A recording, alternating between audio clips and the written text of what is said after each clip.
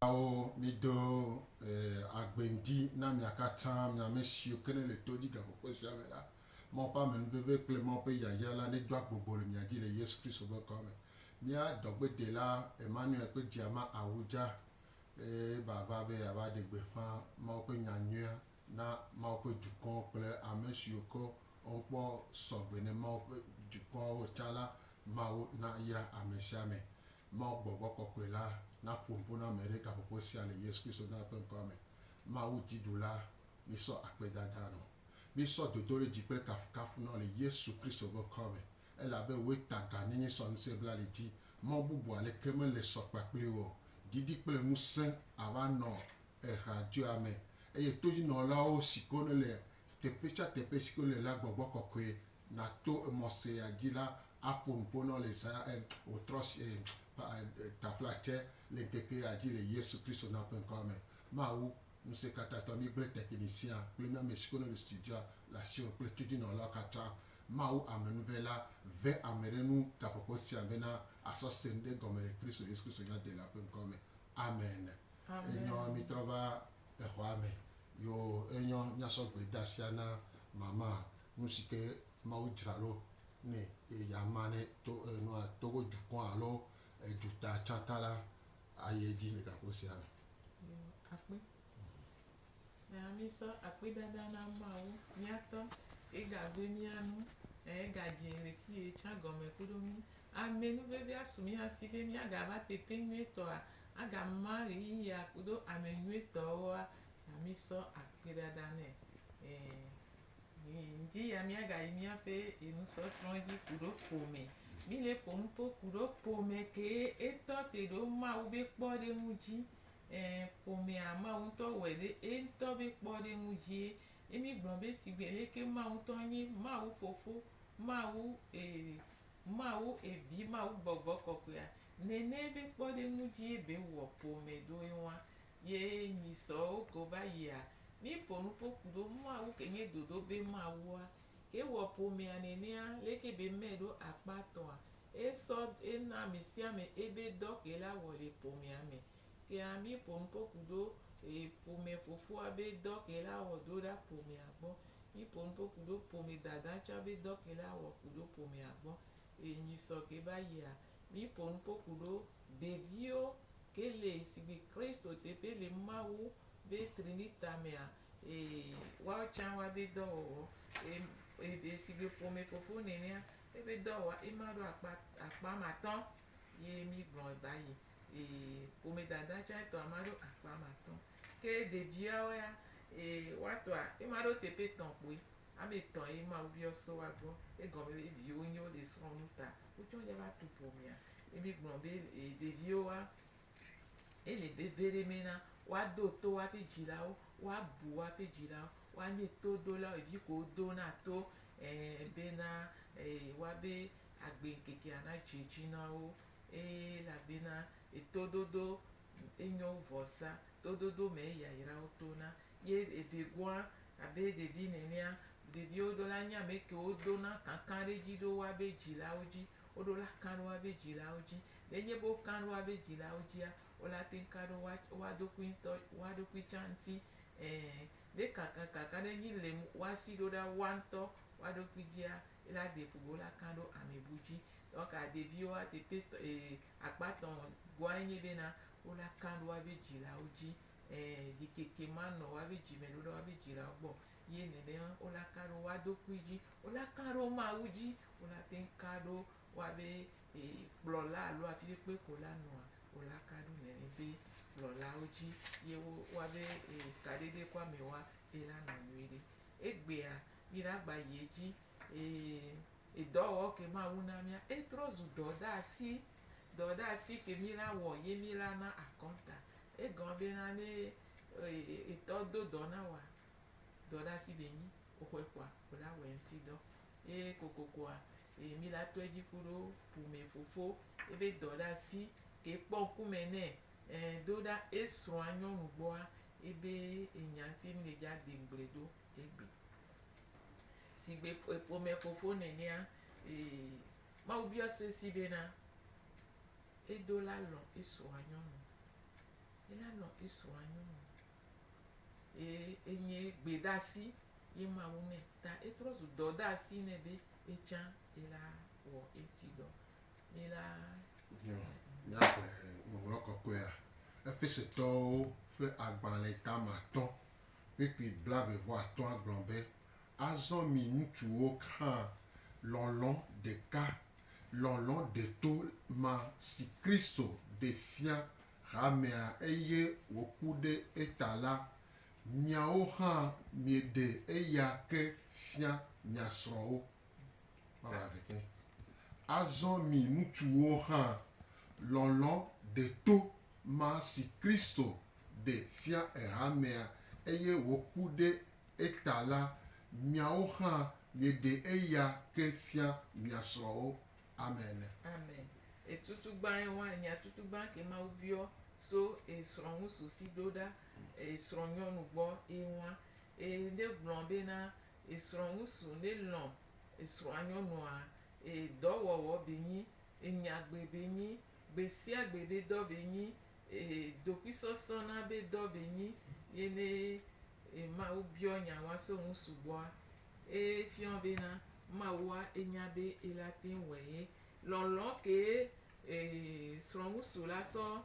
ela sɔ lɔ srɔ̃ alo ela no wɔ ɖo ɖa nyɔnua gbɔa lɔlɔ̃a edo la nye lɔlɔ̃ blibo ke kaka ɖe dzi la nɔ nyɔnua me nyɔnua edo la ela no kpɔ lɔlɔ̃ wa kaka ɖe dzi blibo la so esi bena ye srɔ̃ŋusua ele lɔe ebiɔ bena edɔwɔwɔ sugbɔ le ŋuti ela sɔ eɖokui va nyɔnua be dope ye ela kpɔ bena nyɔnua ele dedienɔnɔmea nyɔnua ele sigbe leke yi le dzi ne ba nɔ ɖoa ele sigbe leke mawu le dzi be ne ba nɔ ɖoa egɔ bena ne lɔlɔ̃a nenyi be mawu be ela lɔ srɔ̃a munye bena ane akplɔe va home asɔ da ɖe ela ne nu la ɖu ela pla vɔ ne mu ebe nya ye mawu le gblɔ edɔ ele ŋuti mi la yi edzi mi la hlẽ Petro ƒe agbalẽ gbãtɔ eta ame etɔ̃ kpukpui adrelia nenema ke mia srɔ̃ŋutsuwo minɔ anyi kple mia srɔ̃ le nunya me mide bubu wo ŋu elabena wonye gbɔdzɔgbɔdzɔtɔwo eye wonye dɔmenyinulawo kpli mi domenyinula kpli mi le amenuveve nunana si nye agbe siwo na mi alebe naneke maxe mɔ na miaƒe gbedodoɖa o. Amen. Amen. Funua etsa evivi ŋutɔ efiɔ bena esrɔ̃ŋusua leke okpɔ nyɔnua ye olɔ ye okplɔe va be miameve mi va trɔ zu ƒome ɖeka odo la edɔ ke ku enyi bena ola no va ebe dopea ye ola no de lɔlɔ̃ fiɔe ola ne bena ola kpe ɖe ŋuti ela kaka ɖe dzi la nɔe si bena ye srɔ̃a esena egɔme ye srɔ̃a ekpɔna ye be hiahiãwo dzi ye srɔ̃a edona toe ye srɔ̃a edo game kuɖoe ye srɔ̃a ete xɔnɛ kuɖo ebe gbɔdzɔgbɔdzɔ ye srɔ̃a enya ame ɖe ke ebɔbɔna eɖokui ɖo ɖa egbɔ ye yi tsa yi te dena ye be edzi me be nyawo gblɔna nɛ alo yewo te dona dzi yewo te mana enu kewo yewo ma do be mawu do ena nyɔnua tsa dɔ ɖe asi ta ŋusua la kpe ɖe nyɔnua ŋuti bena kaka ɖe dzi wa la nɔ eme ne kaka ɖe dzi wa le emea dzidzɔ ɖe nɔna eme mɔkpɔkpɔ ɖe nɔna eme ke tsa la te yi ebe ela te nɔ ebe dada teƒe le ahoea me ye tsa ɖe ba te yi etɔa dzi sigbe ƒome fofo nenea oɖo la do game kuɖo srɔ̃ ye ola do toe ola kpɔ bena ɖe nukewoe nye ebe hiahiã o nukewoe nye ebe kuɣi o ola kpɔ bena ɖe esrɔ̃wa leke be fɔ̃ ɖo egbe o leke be le do nuke ŋutie egbea mu le kpɔ dzidzɔa ekpɔ ŋkume nɔ leke egbea mute le do nya ŋutia na o nyuie ɖe ekpɔ ŋkume nɔ egbea leke bele kpɔ dzidzɔ doa wòtsã ɔla nya bena yele yebe dɔdzi nwa nega keme nyɔnua le kpɔ dzidzɔa wòtsã mawu le kpɔ dzidzɔ ɖe ŋuti o ye wò ŋutɔ tsã le kpɔ dzidzɔ le eme nega keme nyɔnua ŋute le kpɔ dzidzɔ alo etsi zizi me alo ŋɖe le wɔa wò ŋutɔ tsã ne míato nyawoa omu le dedie nɔnɔ ɖe kpekpe me o egɔ̃ bena mawua eka ɖo dziwò ye eke be dzo ye mi va wɔ ɖeka kpɔa ebe dedie nɔnɔ ekpɔ ŋkume nɔ ebe lãmesẽ be nyawo ekpɔ ŋkume nɔ ebe sese le lãme vevetɔ nwa ebe sese le lãmea ebe anɔ dodo dzia ekpɔ ŋkume nɔ egɔ̃ bena amegbetɔ bliboa etɔ te ɖe ebe sese le lãme dzie enya nwa mi ŋlɔna be vɔa enu veve be nyi agbetɔ keke tɔ te ɖe ebe sese le lãme dzie gake me amea le kpɔ dzidzɔa ŋutifafa le emea ela kpɔ dzidzɔ gake me ŋutifafa mu le emea mate kpɔ dzidzɔ gake me le sesẽ ɖia mate wɔ nu ke nyi wɔwɔ vɔa gake me mu le sesẽ ɖia mate wɔ nu ke nyi wɔwɔ ena be sese le lãmea nyɔnua ŋusua do la kpɔ egbɔ bena ye la kpɔ ebe sese le lãme be enyawo gbɔ edzedzia amewo gblɔna bena ye wɔna nu sia nu na esrɔ̃ ŋusẽna ŋutɔ ŋusẽna le radio dzi tsã kuɖo gododo kɔ amewo ye wɔna nu sia nu mawu ɖeka la te wɔ nu sia nu na mi ye mawu ke la te wɔ nu sia nu na mia ele wɔe vɔa mu le dze mia ŋu o enti wɔ amegbetɔa o mate gblɔ be ye le wɔ nu sia nu na srɔ̃ o nyuietɔ enyi bena ke gbɔ la nɔ kaka ɖe nyi me be ye le wɔ nu sia nua o la ka se ŋku ɖoe o la kpɔ be nu ke le ne veve ɖe o nu ke nye be hiahiã o nu ke ye la wɔ ne o ne o wɔe nwa edzi la dzɔ tsã ye o la te gblɔ be ye le wɔ nu sia nu vɔa agbetɔ ma te wɔ nu sia nu vɔa o do la wɔ eke dze nea eke le ne veve ɖe le gaƒoƒo nwa mea eke hiã ne le yiyi nwa me ne o wɔe kpɔa o wɔ dɔ gbogbo ɖe vɔa o mate nɔ azɔge anu gblɔ be ye le wɔ nu sia nu ame ko le wɔ nu sia nu na ela nya be o wɔ nu sia nu ne vɔa ne o mu do ebe hiahiã nwa ŋuti nea ne sikɔ le ti ye o ya o va sɔ nubu le nea o mu wɔ nu sia nu o o mu wɔ nu sia nu o nenye be lele dɔ ye o ya o va le biɔ nya bua alo o va le wɔ nu bua o mu wɔ nu sia nu o ta azia le si ke mawu do dzi ɖo ƒome fofo ŋuti ye ela kpɔ eba hoe dzi ela kpɔ nyɔnua be sese le lãme be nya gbɔ veve ɖea ehiã bena ela no gogo srɔ̃a kabakaba ela no do dze ku srɔ̃a kabakaba ela do game ku srɔ̃a ne gamea ela te wɔ enu ke nyɔnua le dzi alo nu ke ele hiahiã enyi hiahiã na nyɔnua ebe sese le lãmea ela nɔ dodonu alo ela nɔ eteƒe egɔ̃ be mawu ŋutɔ bia so mia gbɔ mu nye mia ŋutɔ ye le doe na mia ɖokui alo nyɔnua ye le doe na wo ebe gbɔa le nyi bena sigbe ƒome fofo nenea nyateƒe enye etɔ enye ta ye leke eta nyinya eyina ɖo le mawu be ɖoɖonu ye mi le gblɔ eta ela nye ame ke dona bubu esrɔ̃a ŋuti edona bubu eviawo ŋuti edona bubu eɖokui ŋuti nenye be ele do bubu nyɔnua ŋutia nyɔnua tsã ela do bubu eŋuti blibo ye ɖeviawo tsã awoya kpata enu ke le me nu ala ke le me mi nyana ele nyi nu kɔ ne gake me o le do bubu esrɔ̃ ŋutia o le ƒã ebubu ɖeɖe ŋutiwo alo ame ŋuti be atikutsetse ɖo ahoea me ye o le ƒã ye ke o le bu srɔ̃ o le do bubu srɔ̃ ŋutia o le ƒã ye mu le dza tsi fu no o lo ele dza miɔ ye la tsi ebe ku gasia game ne o le wɔe kɔ o le wusi ye nyɔnua nya bena bubu ko le do ɖe ŋuti enye nu nyuie ɖe ta etsã ele dza no do bubu ŋuti o la ɖeviwo tsã o le dza kpase ɖo ta ƒome fofoa ehiã veve ɖe bena etsã ela no do bubu esrɔ̃a nyɔnu ŋuti sigbe leke mawu edona bubu mia ŋuti munye bena mi de blibo munye bena nu ke mawu le nɔ te kpɔ so mia gbɔa mi le wɔe ne ŋuti be le do bubu mia ŋuti o lɔlɔ ke le mawu me ɖo ɖa mia gbɔa ena bena mawu dona bubu mia ŋuti Yesu Kristoa o sɔ ŋusu be dɔ wa sɔsɔ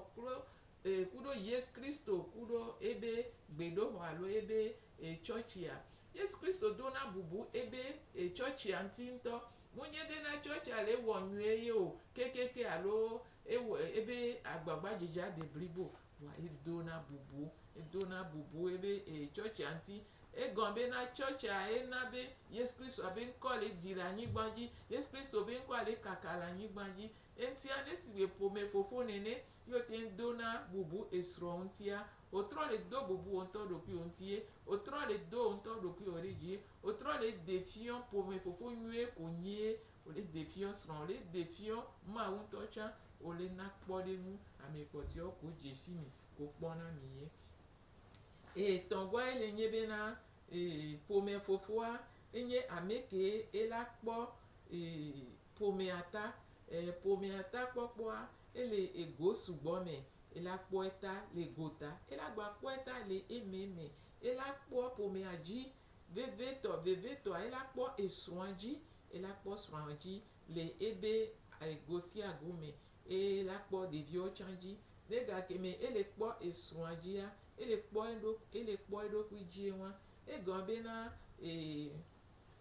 Mawu nya gblɔ na mi le Timote ba gbalẽ be bena ameke ŋutɔ ele lɔ̃ srɔ̃a ele lɔ̃ eɖokui donc alɔlɔa efiɔ bena wola no kpɔ srɔ̃wo dzi le ego sia go me munye be ne pome fofo la no kpɔ srɔ̃a dzia nyɔnu ya la da la atame lo kafla egbea pome fofo dzi emi le ta mia xɔe na mi nene sigbe pome fofoa do la dze agba bena wola no do hiahiã ŋuti le ahoya me wola no do nyɔnua be hiahiã ŋuti wola no do ɖeviwo tsã be hiahiã ŋuti ye wodo la nya bena owɔnɛ ye Mawu tsã edo la nya bena odo na hiahiã ŋuti le ahoyo me ebe tɔ nyɔnua gbɔ esɔ yi ɖeviawo gbɔ Mawu tsã la nya bena edɔdasi ke isɔ na wa wòle wɔ dɔdasi wa nyuie ɖe ŋutɔ dɔdasi wa wòle wɔe eŋutia sigbe pome fofo nenea kokoko edɔ la nɔ alɔme nɔ do la nɔ alɔme nɔ bena ate no do hiahiã ŋuti le ega tsã gome le enu hiahiãwo gome le gbɔgbɔme tsã gome ele veve ɖe egɔ̃ bena ne gake me wòle wɔe wa kɔa ŋutifafa ɖe nɔna ahoya me ŋutifafa la nɔ me wò tsã sigbe egɔ̃ bena wòle do to Mawu wòle wɔ dɔdasi wòle wɔe ɖo ɖa Mawu gbɔ ye wòle wɔ ɖo ɖa Mawu gbɔ ye munye bena nyɔnua gbɔ ɖeɖe o wòle wɔ ɖo ɖa Mawu gbɔ ye edzedzia amewo sɔna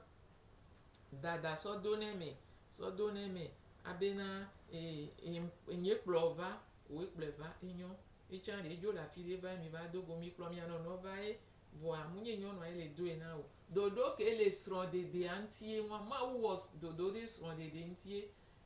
wòle dza de srɔ̃a wòla zɔ ɖo dodo ke Mawu wɔa dzi ye dɔdasi woɖo la nya be Mawu na wo dɔdasi womu le dza te wɔa womu hiã na srɔ̃dede o ta Mawu be dɔdasia ebiɔ so esrɔ̃ ŋusu sie ŋua mi le do ŋkunu dzi na mia nɔnɔ ye emi do la mi gba le gblɔ be Mawu be dɔdasi ke gba biɔ so ŋusu ŋutia ele nyi bena negɔ̃a ye ŋua ele nyi be ŋusua edo la nyi Mawu be kpɔɖeŋu le pomea me edo la nyi Mawu be kpɔɖeŋu le pomea me Mawu be dzi la nɔ esi eɖɔ ke Mawu wɔna na mia eye be la no wɔ ɖo ɖa esrɔ̃a gbɔ eye be do la no wɔ ɖo ɖa ɖeviawo gbɔ ela nye ame ke enana esɔna ahoya kpata be agba ela no sɔe ku dzidzɔ egɔ̃ bena dɔdasi ke ku srɔ̃dede ŋuti ye ŋua ye lɔ̃ be ya de srɔ̃a edo la kpɔ edo la sɔ edo la do Mawu be dzi dzi ke le Mawu si sɔ xɔna nu sia nu blewu ku dzigbɔɖi ku sɔsɔ ke ku ŋutifafa edo la sɔ Mawu be dzi ŋua ela nɔ esi edo la nye Mawu be kpɔɖeŋu le ebe aho me ela nye ame ke esɔna nu sia nu kuɖo dzidzɔe kuɖo ŋutifafae kuɖo kaka ɖo Mawu dzi ye pome fofoa edo la nye Mawu be kpɔɖeŋu le ebe aho me mi la te kpɔe le Marko ƒe agbalẽ amewo mi ma xlẽ o Marko ƒe agbalẽ amewo kpikpi 44 mi la te xlẽ nu tsã le Mateo ƒe agbalẽ ade kpikpi wuiene sɔva wuiatɔ̃, Marko ƒe agbalẽ amade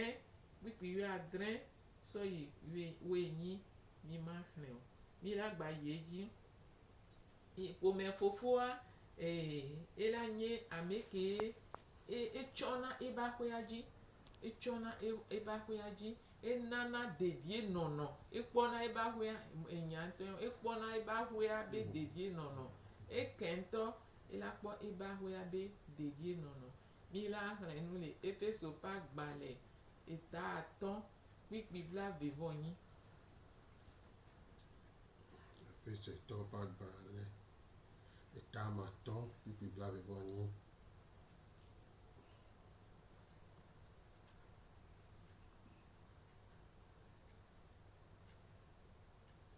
Efeso ƒe agbalẽ eta atɔ̃ kpikpi blaeve-vɔ-enyi gbɔgblɔ be nenema wòle be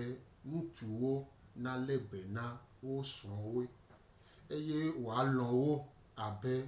woawo ŋutɔ ɖokui ene elabena zi ale si ŋutsu kple esrɔ̃ wole ɖeka azɔ la zi nenema ke ŋutsu anɔ eɖokui nu vem anɔ eɖokui lɔm nenyi be elɔ̃ esrɔ̃a. Amen. Aha, enyo.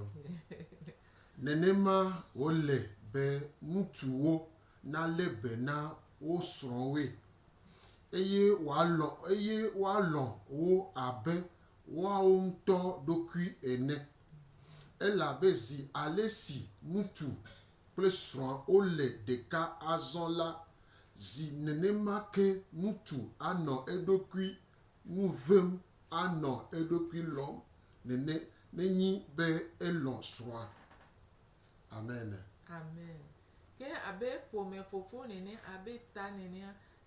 aƒea ƒe dedienɔnɔa eke gbogbo ɖe ye la lɔ̃ srɔ̃a si gbe ŋutɔ ɖokui nene egɔ̃ be Mawu nya fiɔ mi bena wozu ŋutina ɖeka ke ne wòle lɔ̃ srɔ̃woa odo la nya be ye ŋutɔ ye le lɔ̃ wa omule gu o alo omule wɔ ŋɖe kaka sɔwu eke ele dodo nyuitɔa me o ehiã bena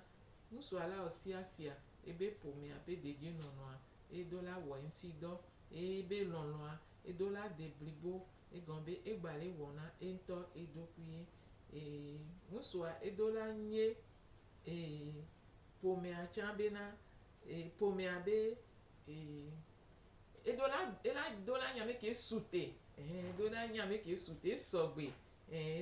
edo la nya me ke sɔgbe la kpɔ ƒomea ta ku susu be ela de nu gbegblẽwo da le ƒomea me enu kewoe nye nu gbegblẽwo si gbe nu vɔ̃woa ŋusua ekpɔ dɔɖasi be nyi nɛ be ela kpɔ nu kewoe nye nu vɔ̃ nu manyomanyowoa ela de dzo le ebe ƒomea me ela de dzo kuɖo dokui bɔbɔ kuɖo lɔlɔ̃ ke ela lɔ̃ nu vɔ̃ wɔla si gbe leke mi nye nu vɔ̃ wɔla boa Mawu le lɔ̃ mi boa ele wɔ siasia ele ɔdɔ le mia ti be miade nu vɔ̃a ya dzo miade nu vɔ̃ dzoa nene ŋusu tsã ela nye ame ke sɔgbe ye ŋutete wa la nɔe si bena ela no kpɔ ebe ƒomea be dedienɔnɔ kaka sɔ yi bena ne nu vɔ̃ ɖe ge ɖe ƒomea me alo nu vɔ̃ dzesi ɖea edo la kpe ɖe ƒomea ŋuti bena nu vɔ̃ wa la de dzo kaba bena ebe ƒomea me ba nɔ dedienɔnɔ me voa wola lɔ̃ ame ke wɔ nu vɔ̃a ye wola kpe ɖe ŋuti bena wola de nu vɔ̃ wa dzo ŋusua edo la nye ame ke ewɔna dɔ le ƒomea me dada manɔe me dada ɖe kpekpe manɔe me o egɔ̃ bena edɔ be nyi dɔɖasi be nyi Mawu esɔ dɔɖasi wa nɛ ela no wɔe ku dzidzɔ ela no wɔe ku ŋutifafa ela no wɔe ku dokui bɔbɔe mano wɔ ɖe kpekpe ku dada o egɔ̃ be wa kpata gba le dzra ŋutɔ ɖokui ɖo egba le wɔ dɔ na ŋutɔ ɖokui ta ela wɔe dada manɔe me ela wɔe kuɖo ŋutifafa kuɖo dokui bɔbɔ blibo edo la de fia be yi sute ye le tɔ teƒe etɔ tete edo la nɔ ŋusu si ye ela sɔ kplɔ ebe ƒomea egɔ̃ Mawu ŋutɔ nɛ etɔ tete Mawu sɔ tɔ tete nɛ edo la dzesi tɔ tete ke ma uso do eme ye be la wo edoa kudo to tete kudo ame bubu ame novi bubu la odo wa le ame novi bubu me wa ele ja de gbegble ajo le ja de gbegble ajo kudo ame bubu ela gba fion nusu ayi ame kecha e fion na ame bubu ame gao alo tato gombe na entia ame gao ela te va we ame alo ela do kadede ku ame gao tato ta nusu a edola bobe na yeba wea ame bubu abu tato abu ame gao ho abu ame ko ole etote pena wa musu edo la fion nene benu doda si benyine musu la fion chan bena ye ba ho mea ola bu autorité ola bu ame le pepe nkuta o akpe kaka musu do ela kwegbo bena ye ba ho mea ola bu nkuta o egobe cha nkuta re ka benyi ta edola na bena n'ogbele bu nkuta efio nkuta bubu ola no bu nkuta kwa echa ole bui nwa egome nkuta benyi ma wo ya so era de nkuta la ho ya me edola po edo ku ile dope nwa ke ma wo so ne ye la fa nono me nwa do ebe ape me ye na bena nesu atoa eviatoa ela nyaleke la ponupoku do ame nkuta o ela nyaleke ela wodo da wa gbo ela nyaleke ela dezon do da wa gbo enwa pata ebe nko egbale yiji ye ma ube nti koko ya ela no akoya me ela no entoji musua edola fion leke edola wodoso eba hoya me bena yeku eba hoya ela no kadede nweto mekudo mawu ebe ahoya pata dola no kadede nweto mekudo mawu so nyonua kaka ba kodo devioji amede pepe ke la gede eba hoya mela edola fion bena ola no kadede nweto mekudo mawu bila te renu le ebrito ba gbale ta ton pipi wieton ebrito ba gbale ta ton pipi wieton mo bena ke mi de jipo na mianeo mi de jipo na mianeo be besiagbe si ale si ihe eyi yoli ale be mia dometoa adeke me pe ji maku atri to mouvon fe bebleme o ke mi de jipo na mianeo be besiagbe si ale si eyi li ale be miadome to deke pe ji maku atri to mouvon fe bebleme o amen pome fofo ela nya me ke ela soma unya sono do jire pona afe ame esro acha devio cha me de pe ke ba funua jire po ela na be jire po la no wasi mo popo la no wasi edo la nya be etole yo si edo la nya be na yo mu chiasio musu aye wona nene be edowo donc adoda si benyine be ela no wodoa nene soyi nemi kpo be na mose pa gbale mea enyi doda si na pome fofo be na ela no fion enya ma ube mo le ba ho ya me ria okata yi be na ne ocha ova sila ocha ola yeji oka ma ube sigbe pome fofo ne nia ele ne vevere be na ela kpere eba ho ya nti so esroa kaka ba kodo deviontia ola no kadede nwe meto kuro mawu ye negbele kadede nwe meku mawu kwa echa ebe doa ela didi ebe doa ene mawunya proname negbele klede wame negbele doa fafoji na kuro mawunya kwa eya cha ela dide me maga pe fusugbo egombe na amerebe jimuja 4 le funu amerebe ji amoleja mu le dza trɔ megbe ɖo mawu be lɔlɔ̃nu alo mawu be nuwɔwɔ dzi o wa kpata wa be dzi wola nɔ mawu be kpɔkplɔ te edɔa ela nya wɔwɔ na wo ela nya wɔwɔ nɛ ŋutɔ edɔa ela fla nɛ magba nya gbã nɛ o egɔ̃ bena le wɔmea ɖeviwo nya nu ke nye nuyue wonya nu ke mu nye nu ke mu nyɔ wonya ko la wɔ nya ko ma wɔ ye sigbe ƒome dada tsã nenea enya nu ke kɛ ye la wɔ eke ma wɔ. Enyo kengbe madame ava nɔ yi dzia miahu antena ne nya biase ɖe le asiwo alo ŋɖe le ɖe asɔkpe alo le aɖi ɖase la kaƒoƒoa mihu ka gaƒoƒo sia me 93 04 38 38 93 04 38 38 bla 91 41 bla 9 bla 9 bla 91 41 bla 9 bla 9 wa akademia ŋuti le radio a jive alo mawu lɔ nyawo gbɔ nana yi dzi. Ewo kea mi le gblɔ be sigbe ƒome fofo nenea dɔdasi ke ekpɔ ŋkume nɛ gobi nye bena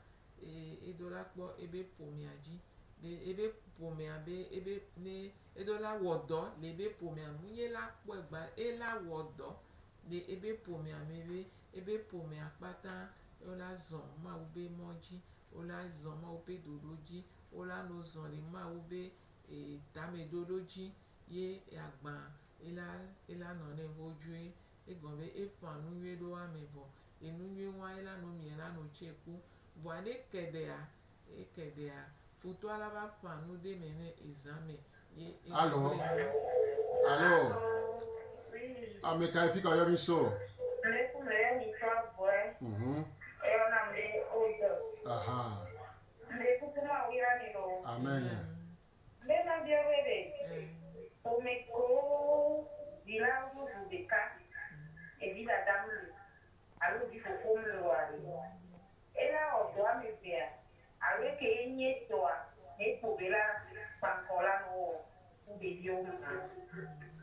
eyo mama ese me nyere bo don chale yo mianɔvi alo miavevi alo mianɔ mawu yrɔ gbogbo ɖe enuwo kpata mu nye nudogoɖo nunu yo mawu tsã nya be ƒome ɖewo lea ke kafla ame ɖeka le nene be nua mawua edena megbe na ƒome wa ale gbegbe bena eda do ŋusẽ ame ɖeka wa ye ela wɔ ebe etɔ be akpadzi vɔa enu ke le me kpe la wɔ dɔ sugbɔsɔ wu la wɔ dɔ sugbɔsɔ vɔa ela gbã ɖo mawu ŋuti ela do dzi ɖo mawu ŋuti mawu la ta mɔ nɛ ela gba wɔe wu leke ŋutɔ bu ŋutɔ tsã mawu ewɔna wa kpata ye mawu tsã ŋusẽ le si egba dɔ na ame ɖe tsã egba dɔ na ame ɖewo ke wotsã wova tu na do wa le awoe wa me wola sɔ ɖevi wawo alo sigbe wa ŋutɔ wa be vi nene alo la sɔ awoe sigbe wa ŋutɔ va woe ne yewo wɔna wodzana gbagba bena yewoa na kpekpeɖeŋu geɖe ke wotsã yewola te na ne ƒomea be nyuie alo ƒomea be nyuie na sia ta ne le nenea sɔmɔ kpɔkpɔ da ɖo mawu dzi ku ɖo mawu ŋuti kplikplikpli do ŋutia mawu la na blibo le Yesu le ŋkɔ me. Amen. Enyo mi le radio JVA 93 04 38 38 93 04 38 38 blasi ɖeke vɔ tɔ̃ na leke ene bla tɔ̃ vɔ nyi bla tɔ̃ vɔ nyi blasi ɖeke. Allo me ka yo fi ka yɔ mi so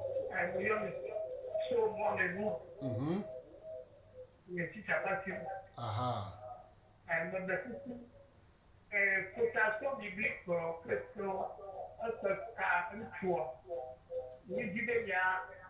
vraiment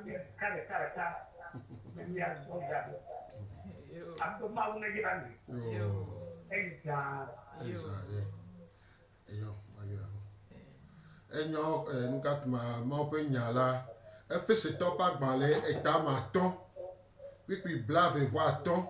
Efesetɔ ƒe agbalẽ etame atɔ̃ kpikpi blaeve-vɔ-atɔ̃ Petro ƒe agbalẽ gbãtɔ etatɔ̃ puis adrelia Petro pas dans les gbanto etaton puis adrelia Efeso pas dans les etamaton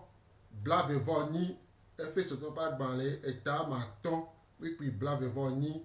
Ebreton pas dans les taton puis weton Ebreton pas dans les etaton puis weton wa ema ina sɔ yakobo ƒe agbalẽ amene kpikpi adre yakobo ƒe agbalẽ tane kpikpi amadre yakobo ƒe agbalẽ tatɔn kpikpi wuiade kea mi le yedzi enyo mdi bena miaƒoƒo vi ɖe ko ɖo etodzi nɔlawo mina te yɔ fa va mi le yedzi miaƒoƒo ko ɖo miaƒe kobibrika miwɔna nusɔsrɔ̃ ɖe eye enɔna agbalẽ kotokuvi me eye nusɔsrɔ̃ sia la enyi nusɔsrɔ̃ blave vɔ ade si ke la kpe ɖe hamea ŋuti alo hameviwo ŋuti bena woadzro biblia me so Mose ƒe agbalẽ gbãtɔ kaka kɔ ɖe nyaɖeɖefia me ekpena la me ŋuti vɔ wowɔe le abroti yovo ƒe gbe me emi yɔ be Frenchi donc ne wòdi be yeawɔe la ame si ke yi nɔ suku kɔkɔ so college mexɔ enelia kple tɔ̃lia kaka sɔ yi ɖo suku kɔkɔ la woawo kpoe la te kpɔ dzesi sia woawo kpoe la te wɔ nenema me nu enu sia la kpe ɖe wo si ke ne le ɖo to mia la kpe ɖe ŋuti be la dzro biblia me ase nu ɖe gɔme eye le nuwua la axɔ ɖaseɖi gbalẽ ke la kpe ɖe ŋuti bena owu sukula nu kple biblia kudo nunana tɔxɔe lo mesese o la te wɔe eti ta ne miakpe ɖe amewo ŋuti la miesɔ nu siwo da ɖo atike saƒe ɖo si ke ne le dzeŋkɔ Esther wo woyɔe bena atike saƒe El Shaddai ne woɖo xɔa me kpɔa biɔ nusɔsrɔ̃ ta wola sɔe nɔ ne wodzo le teƒe sia la agɔe atike saƒe ɖe le agɔe be Adonai nudzidzi le fi le pakɔa gbɔ ne woɖo xɔa me kpɔa be le dzi nusɔsrɔ̃ si ke woyɔ be mediase division ku bibli pa constance kpɔa wola kpe ɖe ŋuti misɔ da ɖo atike saƒe ɖe le Zangera so mɔ si ke ne so Zangera me dua me tuta agɔe la medidi le lycée gbɔ wola kpe ɖe ŋuti le teƒe sia eye ne woɖo xɔa me kpɔa biɔ woakpe ɖe ŋuti o misɔ da ɖo le Beme centre communautaire de Be ne woɖo me kpɔa be le dzi fofovi ɖe woyɔ be Lazare kpɔa la kpe ɖe ŋuti o misɔ da le miagbɔ medidi le miagbɔ nyi auto école Petit Jésus medidi le miagbɔ fuu o ne woɖo xɔa me kpɔa la kpe ɖe ŋuti vɔ ne le di be yagogo mi la ehiã bena nayɔ mi le nuka WhatsApp alo nuatia 70 41 09 27 70 41 09 27 Move 99 48 35 45 99 48 35 45 quoi o la ke ɖe nyanti ne wòle ti be yaba se nu ɖe gɔme la emɔ ɖeɖe le ʋegbe me ye o le French gbe me ya emɔ ɖeɖe le ame ke wodi be yawɔe le so duta le Adam de mɔ me la eyɔna nua bena www.msd-online.ch www.msd-online.ch kpɔa wòla wɔe le Adam de mɔ ekpe be internet kpɔa wotsã ase nu ɖe gɔme eŋuti ta mawo ne ve mianu mi le to dzi kpɔtɔ mi tv sue ɖe kpɔa enya nu si ke ne le miaƒe didi bena lola mia nɔnɔewo gbɔ enyi bena ame sia ame na se nu ɖe gɔme le biblia me aɖo egɔme ne wowɔe kaka wɔvɔ la wòla ɖo ŋusẽ le biblia me wòla ɖo ŋusẽ le Mawu ƒe nya me ela kpe ɖe ŋuti gbogbo ɖe bena ame ɖeka meba sɔ ŋutisi wɔ agbe bena o egbea biblia ma nya na bena wosɔ ŋutisi le wɔ agbe bena mo le anyigba ya dzi kpɔa mo le yi ɖe tsɔtsrɔ̃ me vɔ wo si ke dzi be adzro biblia me la ne wote dzro kaka wunu la Mawu la yirɔ gbogbo ɖe ŋkume la kɔ nɔ la se nu ɖe gɔme Mawu ne yra mi.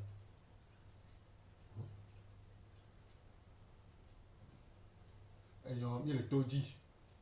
93 04 38 38 93 04 38 mi ti vire kpɔtɔ mi eyi ale mi vɔ mia do gbe ɖa mama do gbe ɖa mi do. Yo, fofo ma ŋu sɔn katã tɔ mi de akpe na o.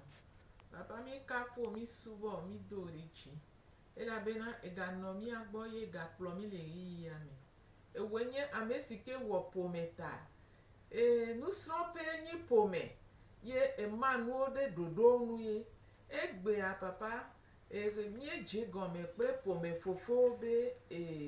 enu siwo katã wa yi dzi woanɔ wɔ le ƒome me abe dɔɖasi si wo ŋutɔ Mawu kodo ƒome anyi ye wosɔ do ƒome fofo teƒe wodoe na wo. Menye agbetɔ edoe na wo, menye nyɔnu ko dea edoe na wo, voazia le si ke wo Mawu edoe na wo ta. Papa na wo ɖokui bɔbɔ ƒe dzi, edzi ke sena nu gɔme, edzi ke sena esɔ do na dɔwɔwɔ me, edzi ke bɔbɔna eɖokui srɔ̃na nu bena ya si ya nɔ wo dodo mea, edzi wa mi biɔna ƒome fofowo kpatã. Eko do to mi tsɔ nu do to mi tsã mi biɔna wo kpatã.